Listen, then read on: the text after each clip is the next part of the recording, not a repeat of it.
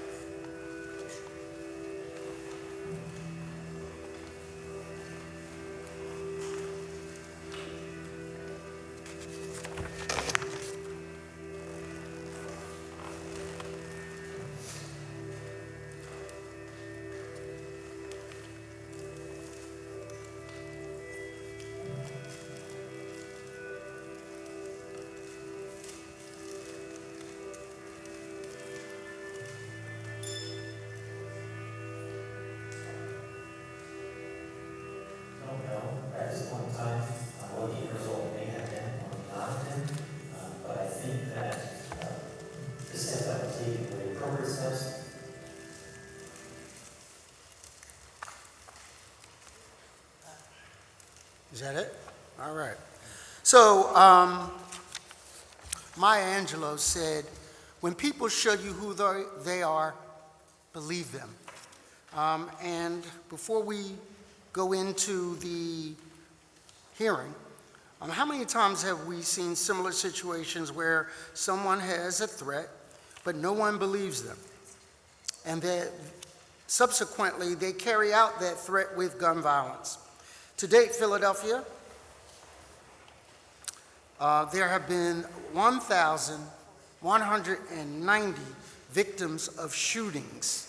That is not resulting in death, but 1,190 victims of shootings. Bill number 180553 would allow for temporary removal of firearms from someone who poses an immediate danger to themselves or others. I remember the first time someone threatened someone I knew. Her name was Mame Shamsuddin. You won't remember her, you have to Google her, but her ex threatened to kill her because they had broken up. A couple of weeks after that, he fulfilled that threat, pulled up with her at 52nd and I think it was Chestnut Street, out in front of her place of work, and shot her dead. Those kinds of things happen so often where people proclaim a threat and we don't believe them, and then they carry out that threat and we are then shocked. What I want to say is that I'm so very proud to be with the people on this committee. I see I'm also joined by Councilman Green, but from President Clark's tenure as president, he has fought to reinforce gun laws, to prevent guns from being on our streets. He has been threatened by the NRA with lawsuits and has done things like this anyway. And from time to time, Philadelphia can be a first where things bubbled up and become national models. Councilman Greenlee proved that with paid sick leave and things like that. And so we are not afraid in this body to be the first, to be bold, to try to make a difference. Will the clerk please read the title of the bills and resolutions to be heard today? Bill number 180553, an ordinance amending Title 10 of the Philadelphia Code entitled Regulation of Individual Conduct and Activity by repealing certain provisions relating to the temporary removal of firearms and adding a new chapter 10-2300 entitled Philadelphia Gun Violence Protection, establishing procedures relating to the relinquishment or seizure of firearms from individuals who present an imminent threat of harm to individuals' own self or others, all under certain terms and conditions. And Bill number 180969, an ordinance amending Chapter 10-2200 of the Philadelphia Code entitled Hate Crimes, to increase the scope of eligible crimes and to provide for additional penalties for criminal conduct motivated by hatred towards certain characteristics of other persons under certain terms and conditions.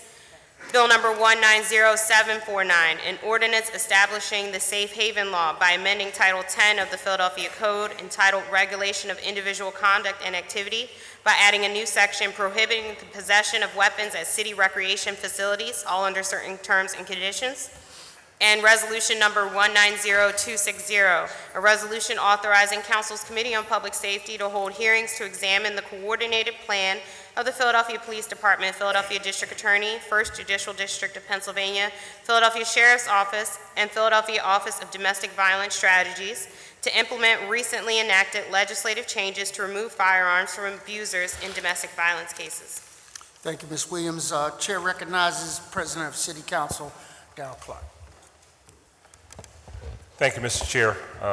Good morning, everyone. I don't normally come into the chambers for public hearings because this is not what I do, but this particular issue, this whole gun violence issue is beyond the point where it is extremely troubling to everyone, not only us, but people in the community, people outside of the community. We talk and we move through our neighborhoods, and you all can understand the conversation that you get outside of this particular chamber, outside of the media, when you're talking to real people that are not necessarily advocates, but just the average person on the street, and they have a very candid conversation with you about the concerns about walking to the store, the concerns about their child being able to come home from school safe, concerns about their child being able to go to a recreation center and come back home that night. It is at a point now where those of us who have responsibility for coming up with solutions, in all honesty, we just kind of shake our head and say, I don't know what to do. I mean, it's that level of concern out here. And some of these shootings, are just so horrific. People, that are doing some of the things that they're doing is just beyond belief. And I want to commend my colleagues, particularly those of us who have been very, very forthright in terms of dealing with gun violence in the criminal justice system generally. This council has probably been one of the most progressive councils in dealing with criminal justice reform, enacting various initiatives along with the mayor to make sure that people get second and third chances, make sure that there are opportunities for individuals to be a productive citizen in our city. No cash bail, all of those types of things that we think we need to do to make sure there's an equitable application of justice, because we know that the reality is that it's not equitable. It goes all the way back to the conversation that we're currently having, this issue around opioids and how the response is to opioids versus how the response was to crack cocaine. And when it ruined our neighborhoods and it, basically changed the lives of not only individuals in neighborhoods, but in the entire neighborhood in the city. It was a different response. So yes, we do need to make sure that there's an equitable application as it relates to our criminal justice system. But there is, as I said earlier, this conversation is happening out in the streets to the everyday average citizen, where they say, you guys have to do something. And I'm talking about gun violence, and which is why I'm happy to be here today to talk about real solutions about getting guns off the street. There are all kinds of different issues all types of different categories of crime, but there's always one underlying issue, the availability of weapons. So I'm glad to see that we're pushing this agenda again, and we'll always get pushback from the state because for whatever reason, they don't think that we should determine our own destiny, and I just clearly don't understand that when we're simply talking about creating a safe environment for our people. But we're going to do what we have to do. Then there is another issue that some people don't need to be on the street, and I know I'm going to get in trouble. But I'm gonna always say what I gotta say because people send me down here because I represent the 22nd Police District where we have this unfortunate designation of having some of the most significant shootings in the city where the city has put in all types of initiatives to tamp down the violence. And there are some people who, for whatever reason, don't feel that they want to be members of our society because they will go out and shoot a crowd of people at a rec center. They will go out and shoot a crowd of people on a center. They will go out and shoot a young child in a household, right? Because of whatever's going on in their mind. So as we deal with all of the other things relating to criminal justice reform, as we deal with all the issues, making sure that there are genuine opportunities for people that have the ability to move forward in their lives, we do need to deal with this issue with respects to law enforcement.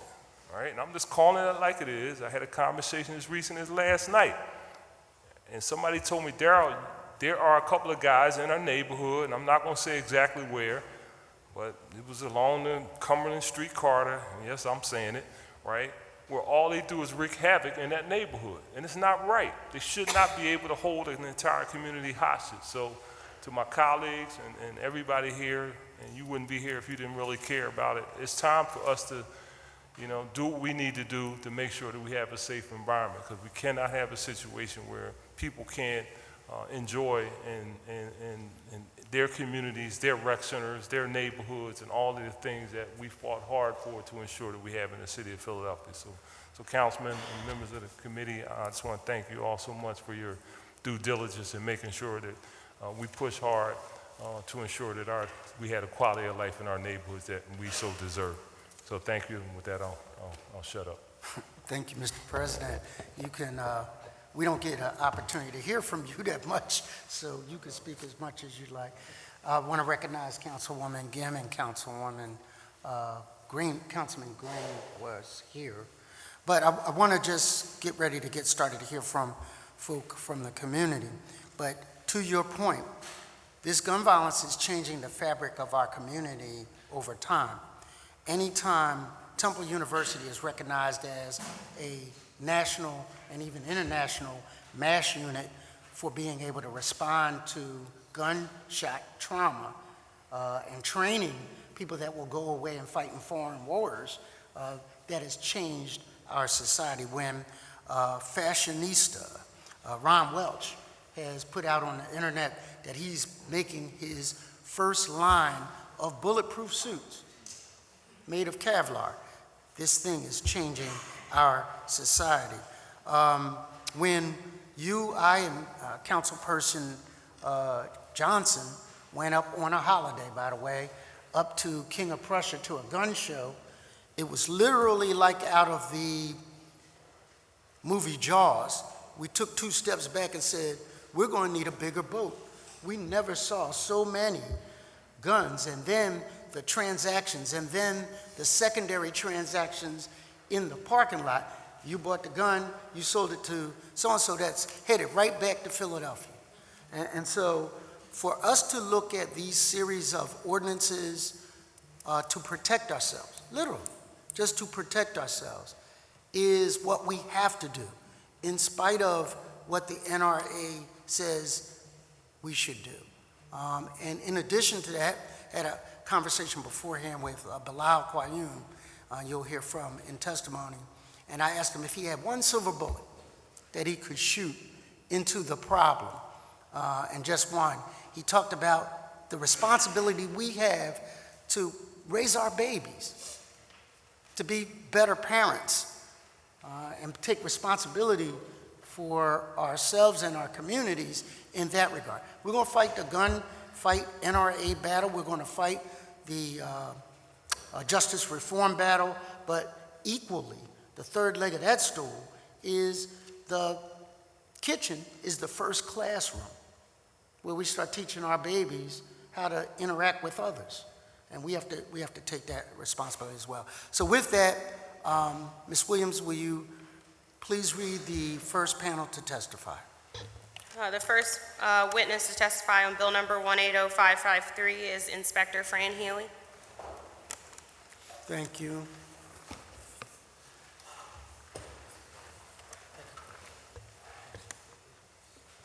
As you know, state your name and for the record and begin the testimony.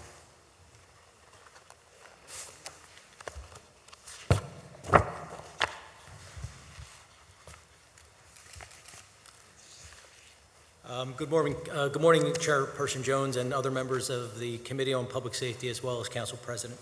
My name is Francis Healy, and I'm the Special Advisor to Commissioner Coulter. First, on behalf of the Commissioner, I would like to thank you for giving the Police Department the opportunity to voice its opinion regarding Bill number 180553, relating to gun violence protection orders and the due process framework for such orders that is created through this bill. At the outset, as the Chair is aware, the Philadelphia Police Department, along with the Law Department, contributed to the drafting of this legislation, and we're happy to do so. The Philadelphia Police Department fully supports the notion of temporarily restricting an individual's ability to possess firearms when they have been deemed by an independent arbiter to be a credible threat to themselves or others. This is just plain common sense. With the proper due process safeguards, these measures could help avoid mass shootings and, equally important, the number of suicides by firearms. As we all know, the Pennsylvania legislature strongly supports the individual's right of citizens in this Commonwealth to the access and possession of firearms.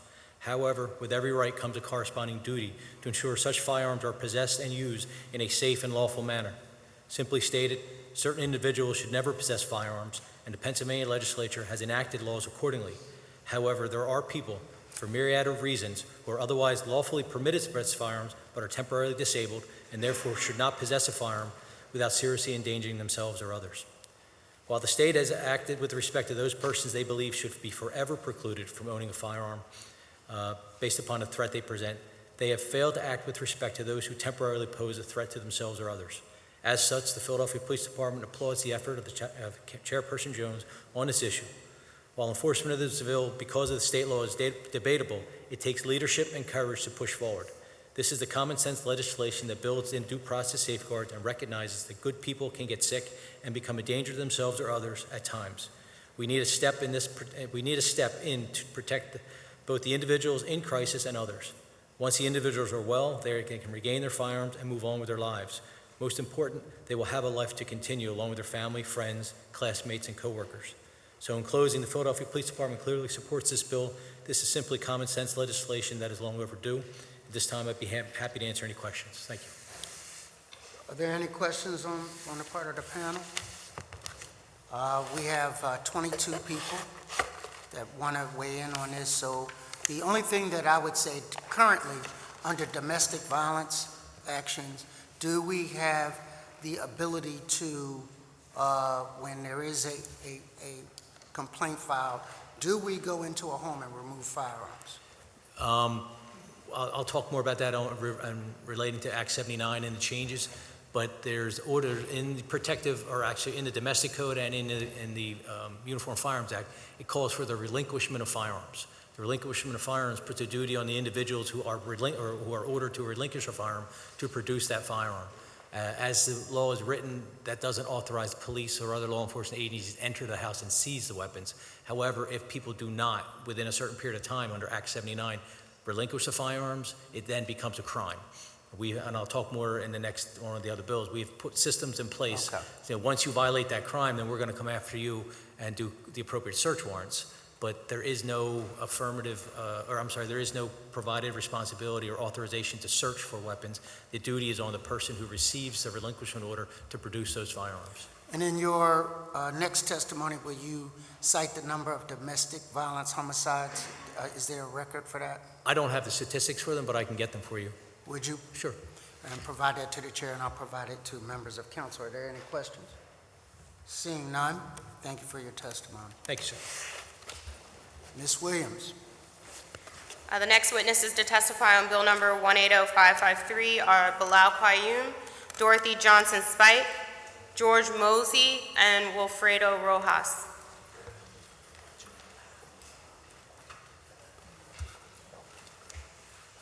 Good morning.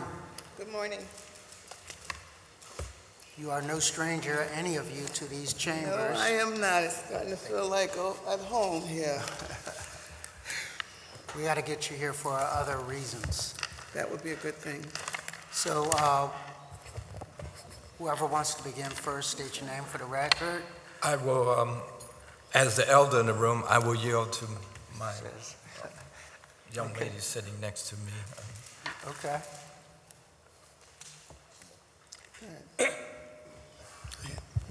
Ms. Spite, I think he was being polite. Good morning. I'm George D. Mosey Jr. I'm the Executive Director of the Philadelphia Anti-Drug, Anti-Violence Network. I'm happy to support this common sense ordinance. I can't tell you how many times after the tragedy, a group of stakeholders will come together and will debrief the incident. And in the course of debriefing the incident, invariably somebody says, well, yeah, we knew this was going to happen. We saw the signs. We knew this person was a threat to themselves. We knew they were a threat to others. Well, why didn't something happen? Well, there was no vehicle to effectuate an effective intervention.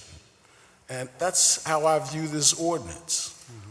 Some may view it as a seizure ordinance, relinquishment ordinance. I view it as intervention. It's an opportunity to prevent the tragedy. And certainly prevention is the very best way to effectuate public safety. I like the fact that it takes into consideration all of the relevant legal issues.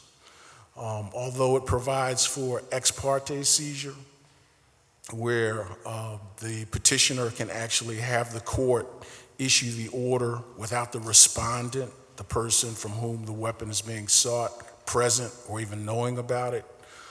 It provides for a hearing shortly thereafter. In that sense, I don't know how anyone can view this as anything other than an attempt to help the respondent. It's very important, I believe, to maintain that semblance of fairness. It's very important whenever we're talking about going into a home and taking anything that we provide for due process. And I believe that this bill does that. The one thing that I would suggest, and this relates to the end of the process, where the respondent, where the petitioner and the petition are in fact in court. I believe it has to have a place to land, a venue, if you will, where everybody is well educated about the issues. And in my experience as a prosecutor for 28 years, often the best way to do that is to create a specialty court. We used to have gun courts in Philadelphia. This may be an appropriate ordinance for gun court consideration. And what that would do is it would not only provide for a judge who is well-versed in the issues, but you could actually populate that court with a team of professionals who could help the respondent. So thank you very much for allowing me to testify. Thank you for that input. I remember your decades as a DA, and you were right in the middle of it all the time. And so for you to offer those words of wisdom, we will take them to heart, and I appreciate you taking the time to testify. Ms. Spite? Thank you and good morning. Good morning. My family is no stranger to gun violence. As you all know, I have been on the front lines for the last 16 years because my 24-year-old son, colleague Jabbar Johnson, was shot 7 times over a parking space. I'm honored to be here and give voice to those, many of whom don't speak anymore, can't speak anymore, especially to Bill number 180553, who I don't speak a lot about, but who is in my heart and will always remain there, and our family has been devastated by my niece, Lisa Spite, who was shot to death by her fiancé, 8 months pregnant, and dumped in the Hudson River. We knew that this guy was a dangerous person, but Lisa thought she could change him. She followed him to New York, and that's where he murdered her, shot her in the head, and dumped her body in the Hudson River. She was 8 months pregnant, and we lost Lisa and her newborn baby. I think had this bill been in place, we may have been able to get the attention that was needed for Lisa in this domestic violence relationship that she thought she could fix. And we wanted her out, but she couldn't see that. So this bill, number 180553, is personal for me. And I'm hoping that it will save lives, as you all have intended it to do, by introducing such a bill. Also want to just speak briefly on another program that I'm leaving here this morning to do a soft rollout on a program called Lipstick. It's President Council was there when we were with the Attorney General, who awarded us some dollars to do this program. It's about women who are carrying and storing and purchasing guns. You mentioned going up to one of the gun shows. We know a lot of women go to these gun shows and purchase these guns for the guys. So this morning at Dobbins, and then again on the November 19th, we're going to do a rollout of Lipstick, which is a campaign that's coming from Boston to Philadelphia to address this issue. You have seen an uptick in women being murdered in the city of Philadelphia, and that's because of their involvement with guns, holding, carrying, and purchasing. So we're hoping that this educational program will enlighten women to the fact of what they're doing, that his crime could be their time, and hoping that they will see that they're contributing to the death of many in the city by being a part of that. And we have women that are part of that and have been a part of that, have changed their lives, that are part of the testimonies that we will do this morning at Dobbins for the young girls there. And this will be something that you will see over the city of Philadelphia, thanks to Attorney General Josh Shapiro and Council President Clark. I'm excited about that prospect because all too often in the name of fear and or love, these crimes are committed. I'm just trying to help him out, and before you know it, you're the one doing time. Yeah, oftentimes these women think this is an act of love for the guy, but oftentimes they're in love with the wrong guy. Mm-hmm. Thank you so much. Mr. QAYYUM.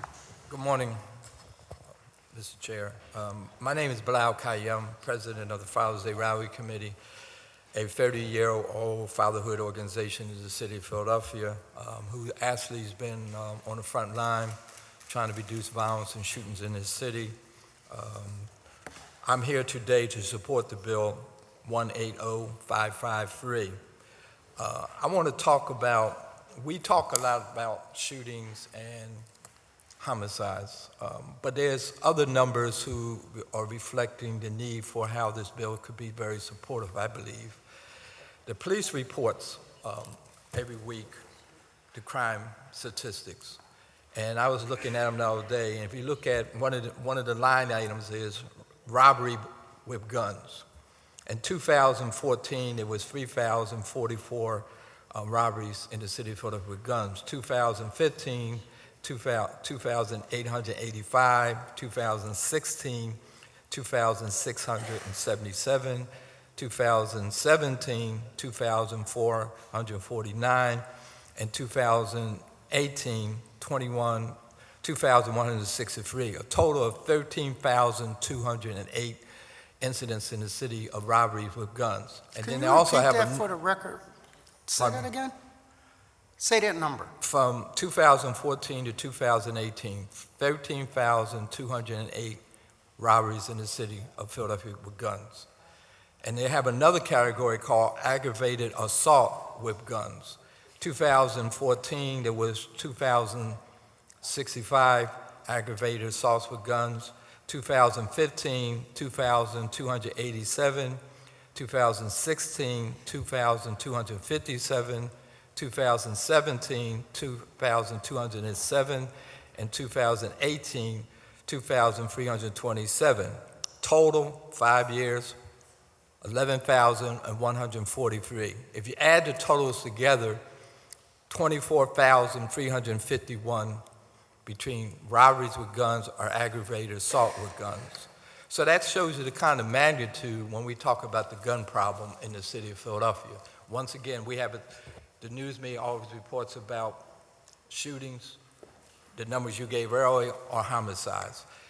From 2007 to 2018, there was 3,706 homicides in the city of Philadelphia, and 80% of those homicides, the weapon of choice was guns.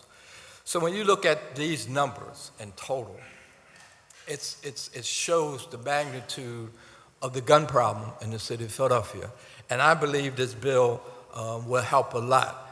I go into the Juvenile Justice Center once a week, and I interact with the young men in the PIs. The PIs is the area where they're being held. And 2 or 3 questions I ask every week is, how many of you had a gun in your hand in the last year? In the average pod, we're seeing between 8 and 10 guys. At least 7 hands go up every single week. Another question I ask is, how many of y'all been shot at? Every single week, 8 to 9 young men in the pods, at least 4 or 5 hands go up. So when you look at that, those numbers, you look at the numbers I just gave you, the data I just gave you earlier, and we're getting into the suicide numbers, you get into the domestic violence numbers that you asked the police about. It's staggering now, the number of folks that are affected by gunplay in the city of Philadelphia. I would just say this, and I'm glad that George Mosley brought up that part about after a person is reported and he goes to court, what's the next step? But I'm also excited about this bill because as George was talking and Dorothy was talking, reminded me that a lot of the young men in the city of Philadelphia who have guns, they keep them in the houses. That's where they are. And people know me, I'm on social media, I'm always posting about parents do room checks. So this bill can help with that. Mm-hmm. Not that I'm saying parents want to turn in their sons and get it, but if their son is out in the street doing what they shouldn't be doing, the point that Councilman Clark was talking about earlier, this can give an opportunity to hopefully turn someone in that has a gun that can help them be turned around to do the right thing. So I'm here to totally support Bill 180553. Thank you so much, and thank you for being boots on the ground out there and sharing how this violence problem, this gun problem is evolving or devolving, depending on how you look at it, in Philadelphia, and which means we have to change our tactics and strategies to deal with this. And we have a right to defend ourselves, heal thyself physician. If we have laws that we can put into place to protect ourselves, we should. Okay, Councilman Greenlee. Thank you, Mr. Chairman. I think the figures that, numbers that Bilal just put out are staggering, but then when you triple, quadruple, 5 times, 6 times, all the family members that have been affected by that, that really hits home, and you might be talking about 6 figures then when you're I actually had, with those numbers I gave you, I came up with a family of 4, it's 97,404, okay. But that can even way beyond that, those numbers. Yeah, I mean, it's just hard to believe, I guess, but obviously it's out there. Thank you, Mr. Chairman. Mr. Rojas, would you pull yourself up to the table? It's like a bad Clint Eastwood movie some weekends. And I watched Unforgiven, and there were actually, at times, more people shot in Philadelphia than in the entire movie. And that speaks to the condition of gun violence in Philadelphia. Mr. Rojas.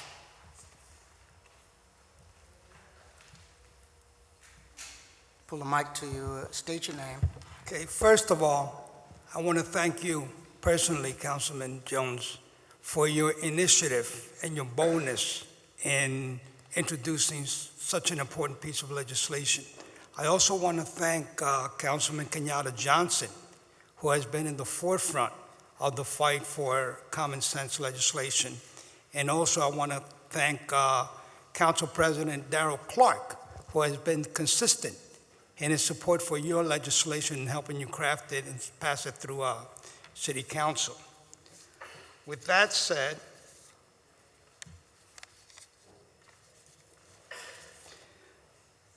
On behalf of the National Homicide Justice Alliance, I want to thank you again, Councilman Jones, for your willingness to acknowledge major reform is needed to improve gun safety in the city of Philadelphia.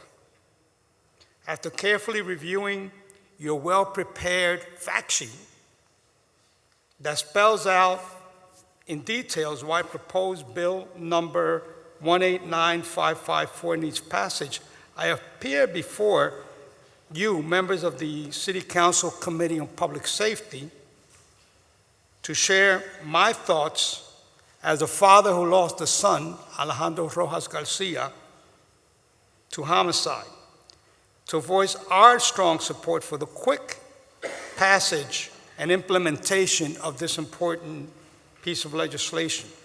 Back on September 2017, Philadelphia City Council, through a vote of the body, gave a green light to a resolution declaring gun violence a public health epidemic in the city of Philadelphia. In January 2018, the National Homicide Justice Alliance, along with a host of parents of homicide victims, testified before the Special Committee on Criminal Justice Reform, clamoring for local government to do something that would engage these parents in the search for strategies and adequate funding to address the public health epidemic. We are of the opinion that Councilman Curtis Jones' proposed legislation, while not the full remedy to curtail gun violence, will advance positive outcomes for the residents of Philadelphia. While Council resolution declaring violence a public health epidemic and the testimony and lifelong pain noted in the testimonies of families of homicide victims may now be considered ancient history by some, the almost daily shootings, many resulting in the dead bodies of loved ones, is present and real. And while the violence is a shared reality for all of the residents of Philadelphia, particularly in neighborhoods where Black and brown people reside, it is not uniformly experienced or understood by the residents and visitors to our city. The focus of city government and challenges to attract businesses, housing, educational resources, taxes, clean streets, and yes, potholes are important, but also the city must concentrate in creating safe streets, because part of the social and economic climate of our times in the city facing challenges, but also a city experiencing a promising future, is dealing with the issue of street violence and homicides. Before the Parkland school mass shootings, 5 states have what is referred to as red flag laws in place. President Trump even supported that, even though he's supported by the NRA also, but he supported that legislation. On behalf of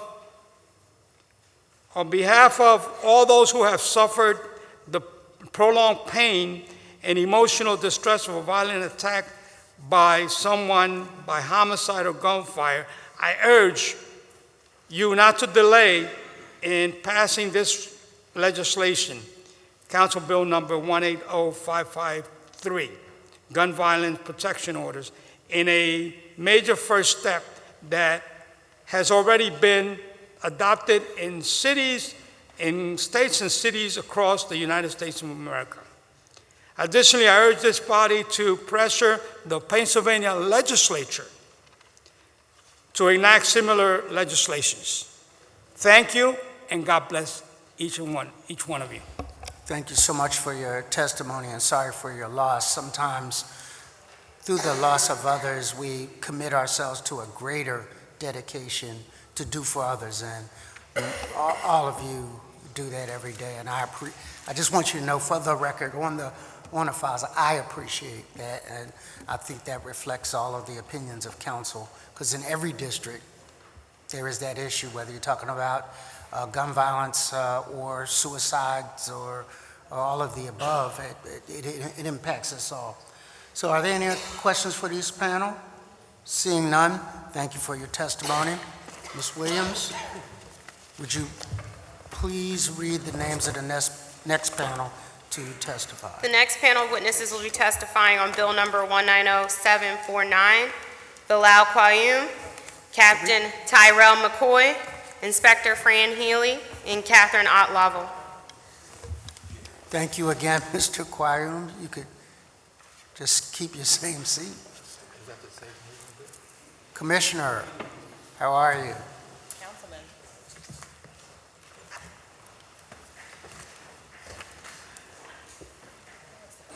And thank you for your patience. Why don't we start with you, Commissioner? State your name for the record and begin your testimony, please. Sure, thank you. Good morning, Councilman Jones and members of the Committee on Public Safety. My name is KATHRYN Ott Lovell, and I'm the Philadelphia Parks and Recreation Commissioner. I'm here today to testify in support of Bill Number 190749, introduced by Councilmember Bass for Council President Clark, establishing the Safe Haven Law by amending Title 10 of the Philadelphia Code, entitled Regulation of Individual Conduct and Activity, by adding a new section prohibiting the possession of weapons at city recreation facilities. There are extraordinary recreation leaders and community partners working within our parks and recreation system to provide safe spaces for young people, many of whom face violence in their daily lives. At 159 staff facilities throughout the city, Parks and Recreation provides high-quality programs to 100,000 participants annually. We offer over 90 after-school programs and 130 summer camps engaging over 10,000 children. We serve over 2 million free meals annually at 600 sites, including recreation centers, playgrounds, and play streets. We employ over 1,100 teenagers each summer, offering many of them their first type of formal employment.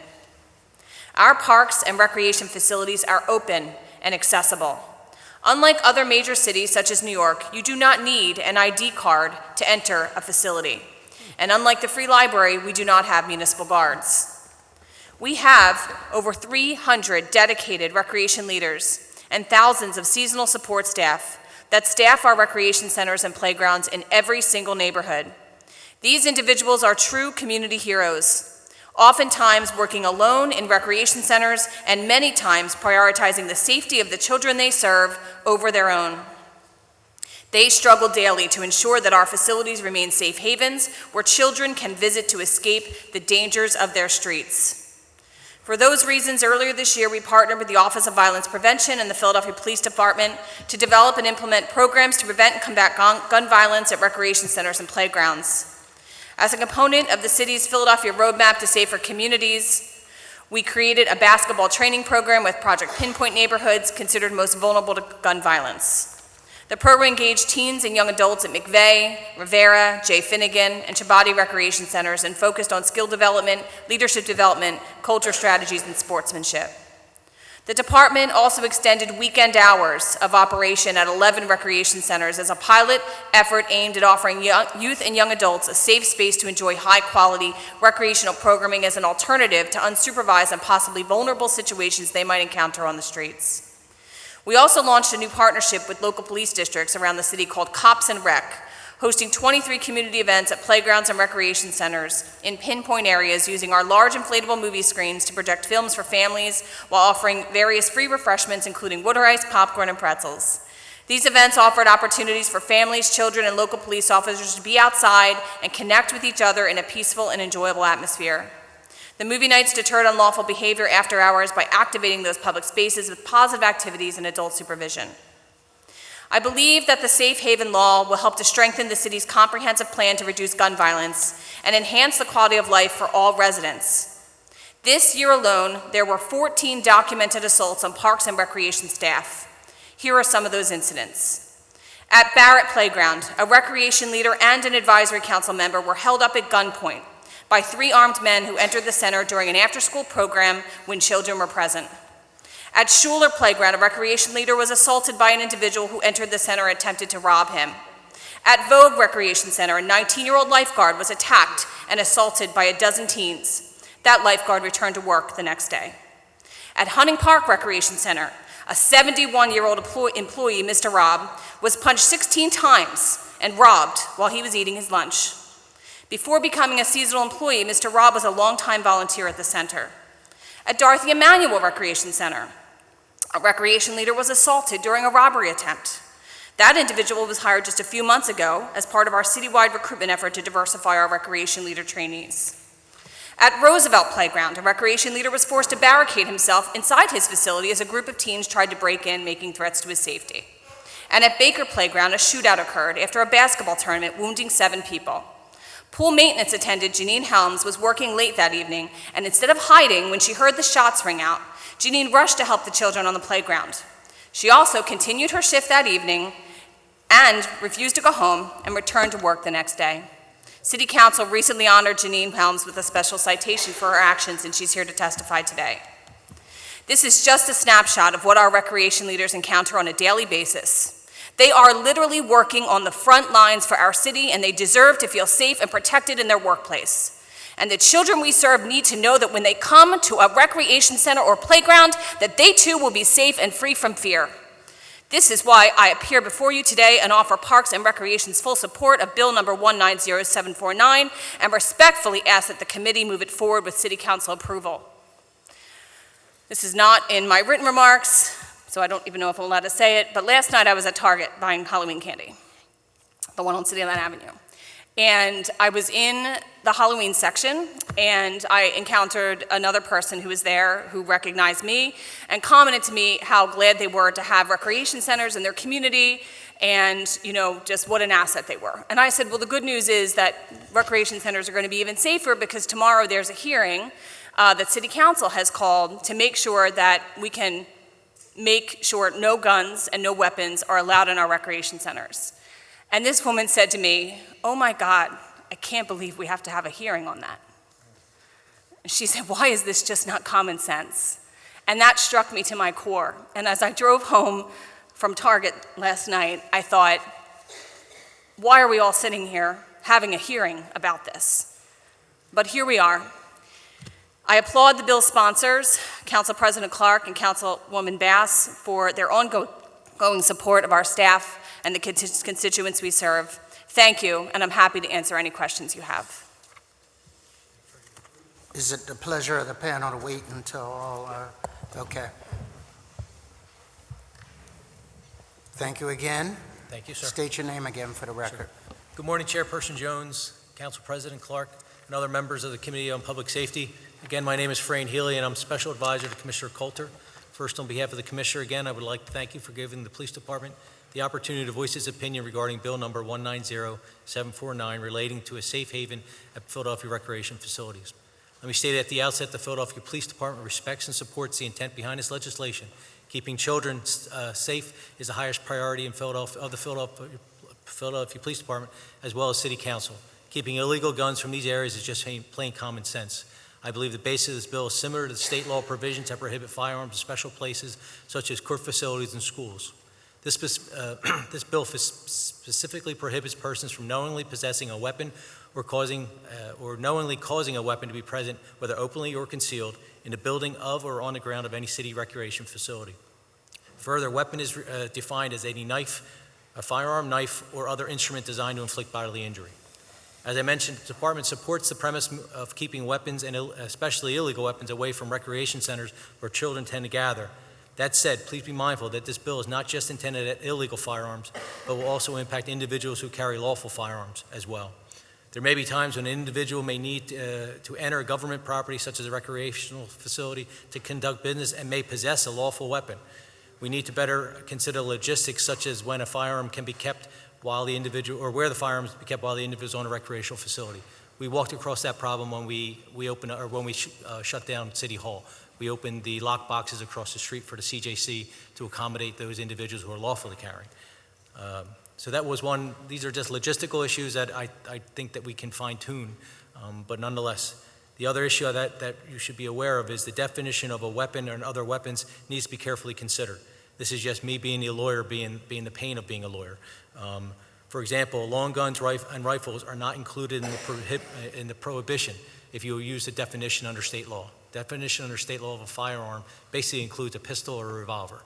Long guns are not included in that definition, so always just a little tweak say. One of my other recommendations, just to be more general in terminology so we don't have anybody nitpicking it apart. The use of already existing definitions such as offensive weapons that are in the state code would work perfectly in this. So what it would do, it would strengthen the bill and make it much stronger. And that's why here, no one that is going to attempt to attack it at the state level primarily will be able to nitpick at little things when we have a rock-solid product that you can present. So our goal is here to make sure that we can possibly survive preemption, and doing so, making sure that everything in here is rock solid. So we support it, and thank you again for your efforts in doing so. Thank you, sir. Good morning. BILAL QAYYUM, President of Father's Day Rally Committee. I was sitting here listening to the commissioner about the number of folks who have been attacked, and I was thinking about those statistics I gave you earlier about robberies with guns or assaults with guns. But I also was reflecting on, around 20 years ago, I on Father's Day Rally Committee, we ran a midnight basketball league at Hank Gather's Recreation Center on Diamond Street. And one night they got to fighting. So we broke up the fight and we closed down the league for a week. The participants in the league came back and said, pleaded, let's start. And I made them take a pledge that there would be no more fighting. So I was reflecting on what would happen now if we tried to organize, Councilman Clark, a midnight basketball league. And with the availability of guns, it would be, so this bill would definitely work to address that issue. And also was reflecting on the millions of dollars now are being spent on rebuild to renovate recreation centers. So what good is a recreation center is going to be if it's totally renovated, shining, everybody likes it, but parents don't want their kids to come because they feel the kids will not be safe in those centers. It's almost like a waste of money. So I think that we all need to get behind and support this bill 190-749 and make it a reality so we can create this safe haven law in existence that can help. It's not going to stop, but it will help safety of our children in the city of Philadelphia. Thank you so much for your testimony. Are there any questions? Mr. President. Just had a couple of statements. Thank you, Mr. Chair. Thank you all so much for being here, and thank you for your continued due diligence with respect to ensuring that safety is in our community, particularly rec centers. Commissioner, I agree with you. I concur with those individuals that talk to you about why do we even have to be here to have this level of conversation. The simple reality is that you go to a courthouse across the street, you cannot bring a gun in there, all right? And we're protecting the judges. I don't want to protect the judges. We're protecting the district attorney's office, those prosecutors. We're protecting the defense lawyers, and we're protecting the individuals that find themselves going in a criminal justice center. And I agree with all of that. You go to a private building in Center City, as we had this conversation, Commissioner, with the law department earlier, and they have a circle with a gun and a red mark through the gun. They tell you can't come in, you can't bring a gun in here. They don't say you can't bring a legal gun or you have a permit to carry. You can't bring a gun in there. So for the life of me, I don't understand why we should have a conversation, why we need to have a debate about bringing a gun in a recreation center. That press conference that we had, and Bilal and Commissioner, I want to thank you all for being there, and some other members here. That same night, we had the press conference to unveil safe havens when we had the legislature, House of Reps, State Senate, City Council, Police Department, Recreation, everybody there talking about moving forward and ensuring safe havens gets implemented. That night, 10 o'clock that night, there was a basketball game among a couple of individuals, and they got into an argument. The guy pulls a gun out and shoots the guy in the leg that night, right? So this notion that, this is an amendment, and it's the constitutional right of individuals to have weapons. You know what? I don't want to hear that, and I don't think any of us want to hear that. People need to be safe in these rec centers. There was this conversation that we got. It says, well, Councilman, people have a right to carry weapons per the Constitution, and these are people that have legal weapons, and they're not going to shoot at a rec center. Well, guess what? Ask somebody to look at the number of mass shootings that have happened in this country over the last couple of years, right? And how many of those individuals had the right to have weapons, all right? So don't tell me about a person having a weapon, right, and having a legal right to have a weapon, and that person is not going to create a crime. There are certain locations where you do not have to need a gun. Our rec centers is one of them. So I want to thank you all for your support. We're going to have to do everything we can. I want to thank the colleagues for their continued due diligence on providing safe environments at these rec centers. It makes no sense that we should need to have this level of conversation. Thank you. Councilman, Thank you, Mr. Chairman. Councilman Yeah. Jones, can I respond to Councilman? Yeah, please. Next time they raise that issue with you, Councilman, there was a study done in Seattle where they tracked 600 legal guns over a 5-year period that ended up in a lot of shootings and homicides in Seattle because those guns were stolen. So just because you have a legal gun, it doesn't mean it is any more safety than these illegal guns. Matter of fact, a lot of legal guns are being stolen. I mean, it's a lot of stolen guns now, as you well know. In the press conference said, district attorney had about the lost and stolen bill, where he's now willing to enforce that bill. So, yeah. Thank you. Thank you. So, any other questions for this panel? Seeing none, thank you for your testimony. Just as on the way out, Tustin Rec Center, a kid named Bernard Scott was watching two guys fight, like I've done 100 times growing up. Two individuals got into a shootout. They didn't shoot each other, they shot an innocent bystander on one of our recreation. That could have been the end of that story. But when they did a sweep of the rec center to look at what was going on, 4 other guns were found on the rec center site because people were stashing them before they went into school. So this is a holistic approach. Each one of these ordinances interlock with each other to try to give us some sense of safety in Philadelphia. Ms. Williams, can you please read the next panel to testify? Derrick Ford, Gregory Allen, and Leroy Fisher.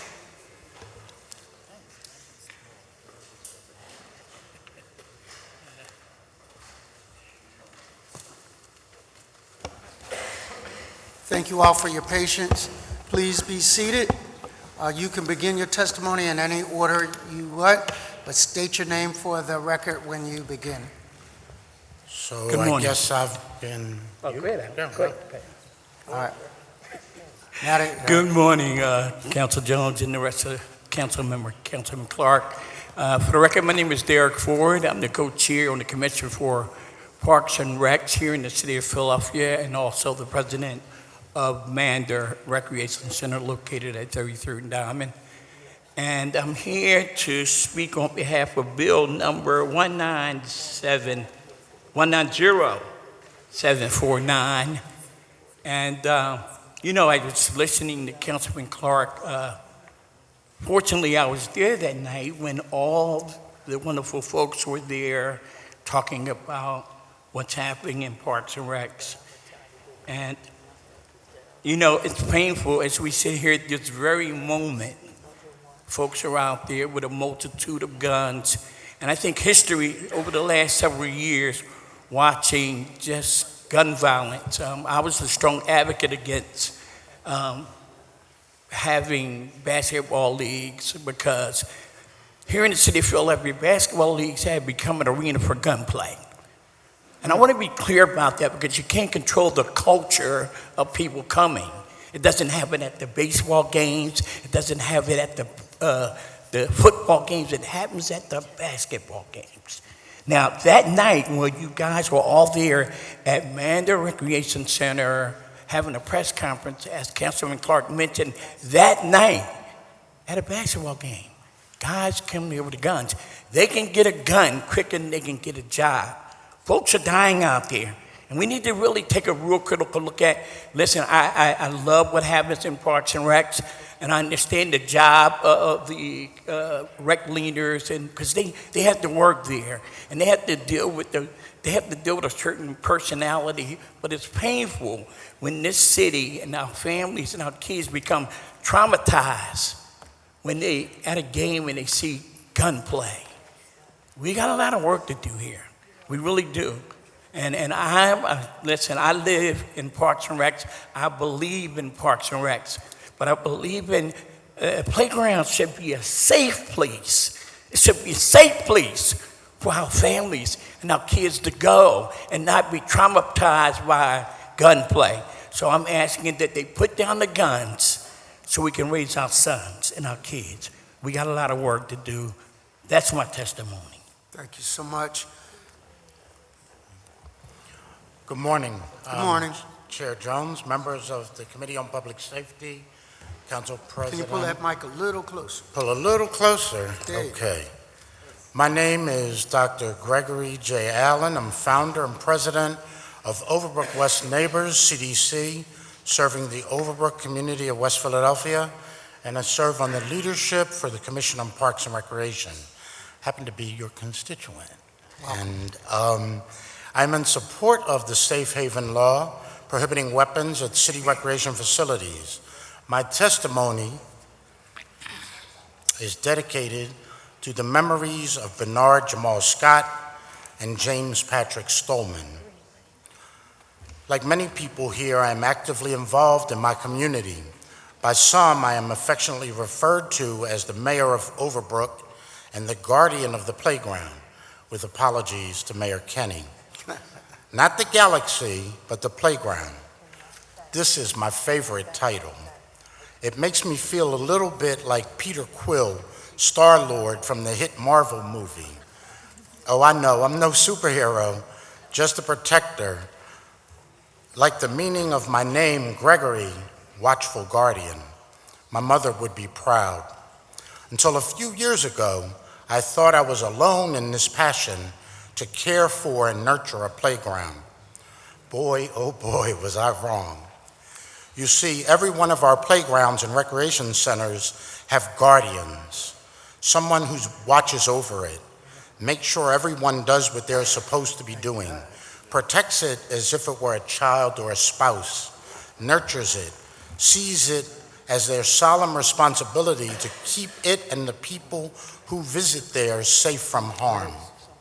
So I am the guardian of Tustin Playground, a recreation center we refer to as the place where the greats play, the home of Wilt Chamberlain, one of the places where Kobe Bryant learned to be Black Mamba, the place Will Smith sang about in The Fresh Prince of Bel-Air. I am proud to stand with my friends and neighbors doing all we can with your help to serve as a guardian and to make a difference at Tustin. These guardians include the women and men of Parks and Rec who work diligently every day to provide high-quality programs and services for hundreds of thousands of guests. They include the women and men of the Philadelphia Police Department who check on things, talk to the kids, provide or support programs, or just sign a book.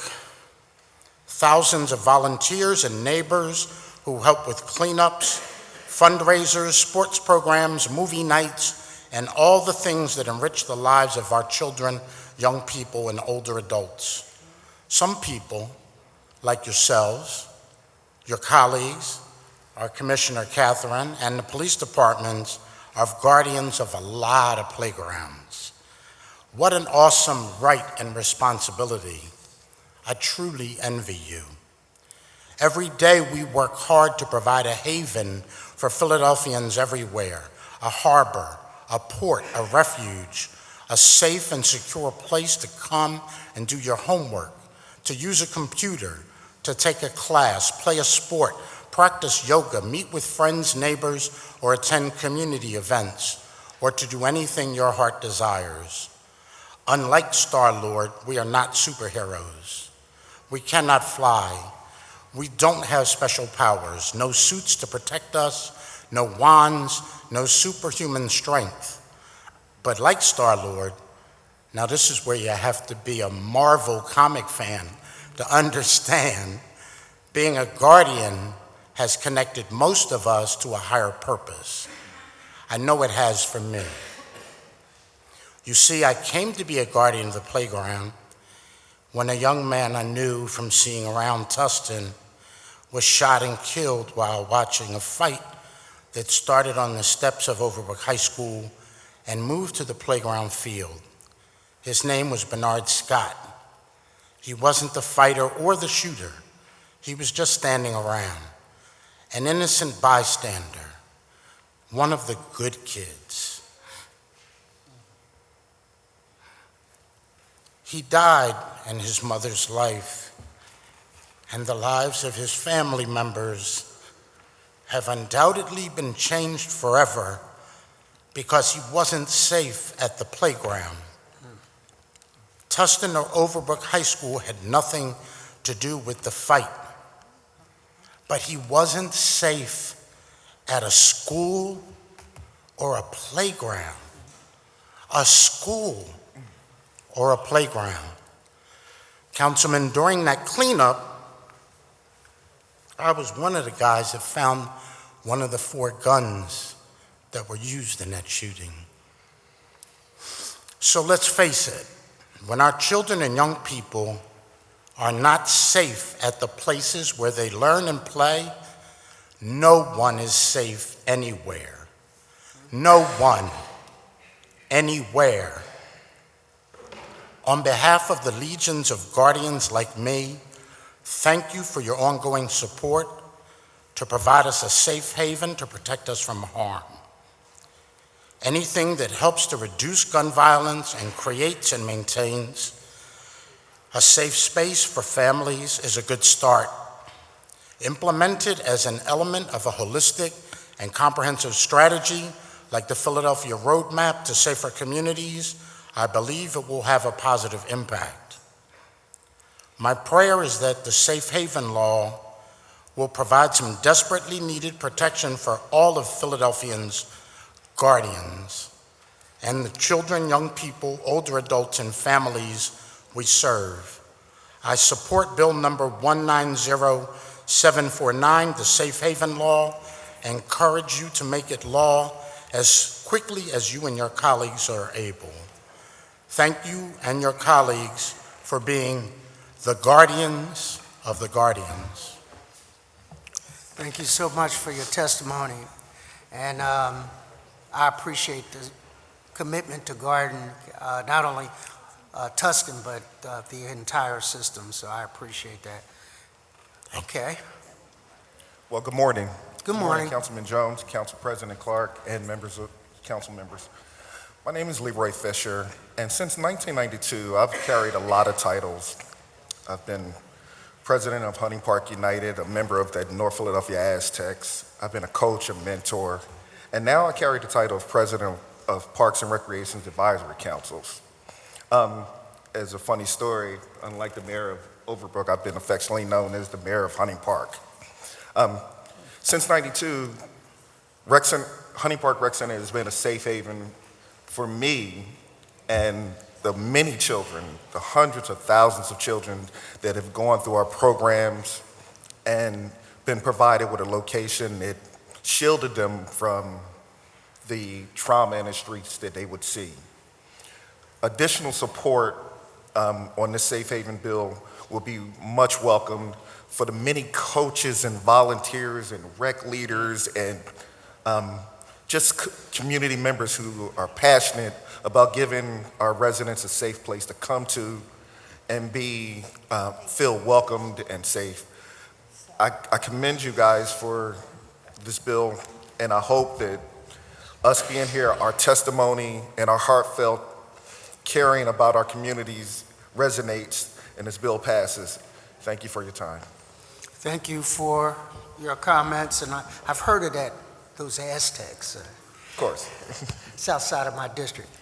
Council President Councilwoman Clark. Gill. I just wanted to be very brief because I know we're trying to move through the testimony, and certainly I think and I'm sure other council members' lack of questions has nothing to do with like lack of interest. It's mostly about a deference to the amount of respect for the tremendous experience, passion, and sometimes pain, but also joy that you bring to this work. So I just especially want to thank this panel for an extremely moving testimony. Other panels have also given extremely moving testimony that make this work more than just policy and law, but really about reflecting on, the stuff that knits us together as a society and community, and just deeply appreciate the, level of the idea of guardians as fathers, as loving people within communities who raise young people and try to create these havens for them to give joy and an opportunity to be a child. So I just want to thank all three of you for that work. Thank you. Thank you, Councilperson. Thank you for your testimony. Ms. Williams? Janine Helms and Minara Harvey.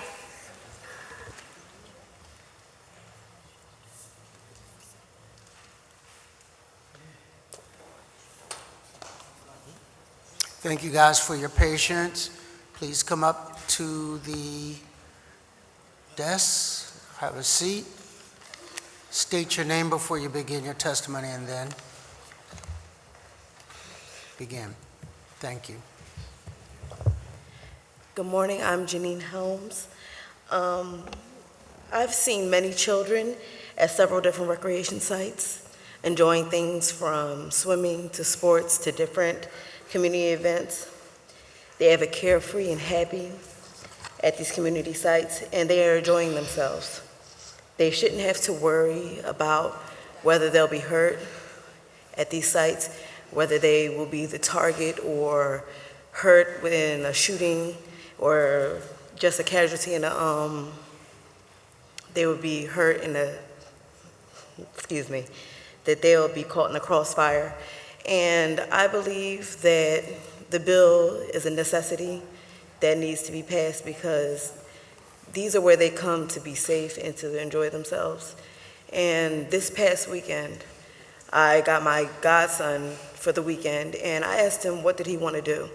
And he told me, all I want to do is go to the park with his best friend, which is my niece, and my sister's dog, and go to the playground. That's all he wanted to do, and I would hate for him to be afraid to go to that place anymore and to be hurt there. And that is why I support this bill and that it needs to be gone through now, because I would hate for the children to not want to go to the playgrounds anymore because I see them out there enjoying themselves, and it would be a shame for that to be taken from them.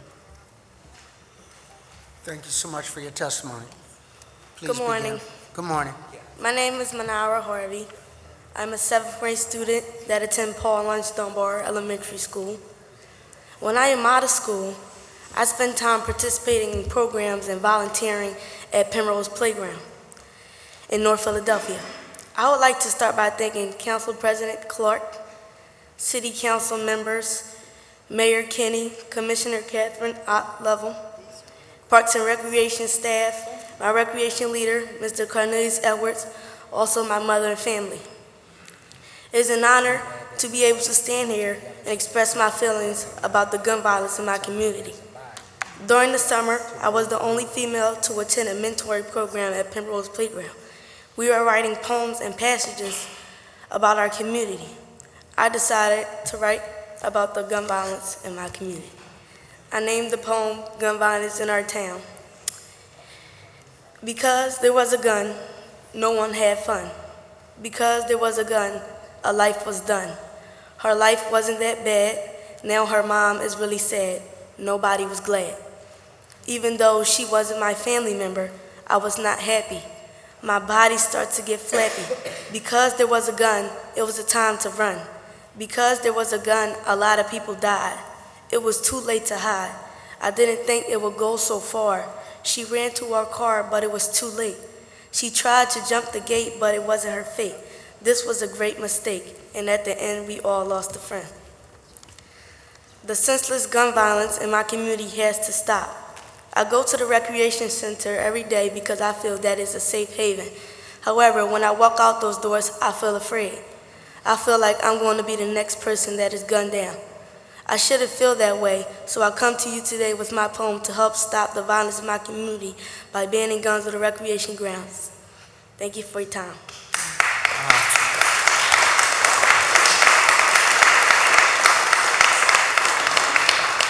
We wish that with these bills that you won't have to think that deeply on the subject of gun violence. You should be thinking about what college you're going to, what sports you want to play, those kinds of healthy childhood thoughts. And one of the reasons why, one of the things Councilperson Blackwell just said, that it's good that all of these bills are in the same committee hearing so that the public can see that we are trying from our platform here to move the needle in the right direction. Because although it was an eloquent poem, we wish it was about some other subject, okay? But I do want a copy of it. All right. Thank you so much, both for your testimony. Any questions? No? Council Just real quick, yeah, just want to say thank you, okay? Thank you for what you do. Penrose, they actually had a nice event over there about a couple of months ago at Penrose, a really nice, fun event, children, adults, and everything. So I want to commend you all for your participation. You're a big-time hero. Thank you so much for what you do. All right. Thank you. Thanks, Mr. Chairman. Thank you, Mr. President. Ms. Williams. Curtis McAllister. Is that it? You're going? Okay.